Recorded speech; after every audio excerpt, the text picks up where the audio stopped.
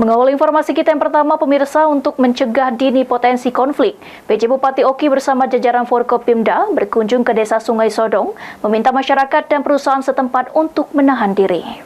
Yang terhormat Bapak Polisi, Bapak Polres, Bapak Kepolisian Sumatera Selatan. Untuk pencegahan dini potensi konflik, PJ Bupati Oki bersama jajaran Forkopimda berkunjung ke Desa Sungai Sodong. Dalam kesempatan ini, PJ Bupati Oki Asmar Wijaya berdialog dengan perwakilan perusahaan dan masyarakat Sungai Sodong. PJ Bupati Oki juga meminta PT SWA menghentikan sementara aktivitas replanting khususnya di area lahan sawit seluas 633 hektar yang masih berstatus sengketa tersebut. Hasilnya kedua belah pihak akhirnya bersedia menerima saran dan pendapat PJ Bupati Oki dan Forkopimda Oki untuk bersama-sama menahan diri. Meski kondisi kondusif, Polres Oki tetap menyiagakan personil di area tersebut.